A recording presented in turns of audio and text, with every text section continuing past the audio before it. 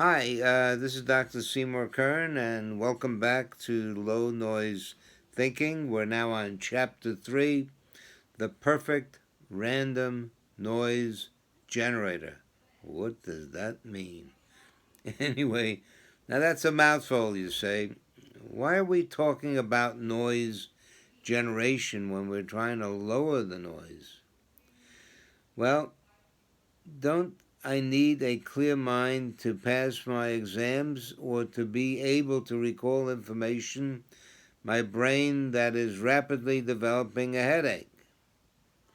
Why are we now talking about something so techy like a random noise generator?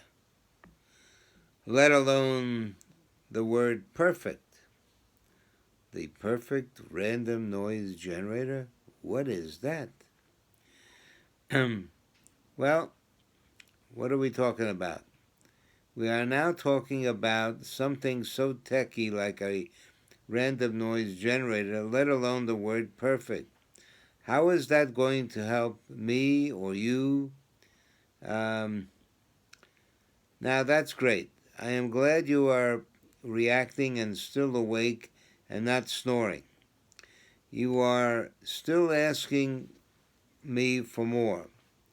That tells me low noise thinking is working very well on you. I am still in control of the situation. No doubt you wish to be in command, too, of your own situation, too. And you should be. Be assured that you are getting very close to doing that here. So far, we have covered some high and mighty territory: the universe, the Big Bang, soul, etc. No doubt you are obviously still here and wanting to know how to stop your wife from asking you for a divorce. How do we cope with noise? Only to see that we are talking about generating more of the same, i.e., more noise. Well, it's not the same. The random noise generator is quite different from an ordinary noise maker that is not perfectly random. So here is why we need the perfect one, a perfect random noise generator. What is it and why do we need it? So far, man has never been able to mechanically make a perfect random noise generator. Only the human body or part of it, such as your brain, is able to do that. Interesting. Why does it need to be random? Surely, one that is ordinary should suffice. The answer is an absolute no. You ask why not? If your biological mind generated random noise, predictable noise patterns, your responses would be like that of a spider weaving its web in a predictable manner every time. You would be responding like a needle stuck in the groove of an old record album. Your life would be totally predictable, boring, and you would know exactly when you would be dying, and perhaps a lot worse than that if you knew. Now, this may sound a bit far-fetched, but it is not far from the truth. The answer to all this comes from the understanding the one most basic difference between the best computer in the world and the human brain is the perfect random noise generator, not the computer. No man-made computer has a perfect random noise generator. Only in biology, just like, you look at it's winter and you see a snowy field and there are oodles of snow flakes and crystals, yet if you inspect each and every crystal, they're all different. Just like your fingerprint. There's only one identical fingerprint. Even two images, the same images, have something different about them. Um, so so far, man has never been able to mechanically make a perfect random noise generator.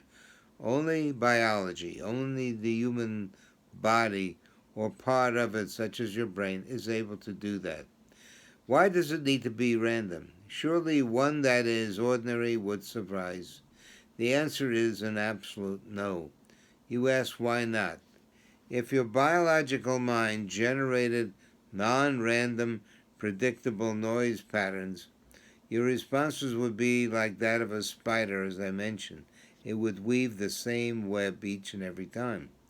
Excuse me for repeating, but I just want to drive the thought across. These are important things to know. And so your life would be totally predictable, boring, and you would know exactly when you would be dying, perhaps a lot worse than that, if you knew. Now, this may sound a bit far-fetched, but it is not far from the truth. The answer to all this comes from understanding the one most basic difference between the best computer in the world and the human brain, which is comprised of, or has, or contains a perfect random noise generator. No man made computer has one. Only in biology do we have that, and specifically in the mind. What in the mind makes the decision as to which foot you will be using when you begin to walk down the street? Will it be your right or your left foot? Who makes that decision, right? Well, yes, a computer has both the hardware and the software, and so does your brain. The brain has the nerves or the wiring, the hardware, and your education is your software. Unfortunately or fortunately, your PC is a dead and inanimate machine. You and your living mind are hopefully still awake and alive. You're biological. We are the essence of biology, and wherever you have biology, you have the possibility of infinity. So anything that's connected to real life is of infinite origin, and we're blessed with that.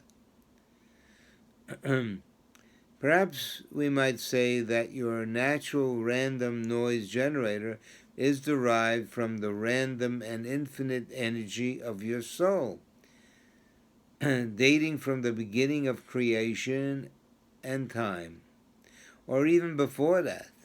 Who knows? Neverland. We may not be totally correct or close in our assumptions, but the analogies we have used here may help a few techies out there. We provide them a reference point, a place to hang their hats and coats on, at least for now. Remember, both the soul and the pure random noise generator are infinite terms, just as the infinite number of analogs to compare them that will suffice over time. And anyway, if you have any questions about what I read, and look forward to seeing you for Chapter 4, or Your Brain's Rolls-Royce Architecture. That's the title of the next lecture. So tune in. See you later.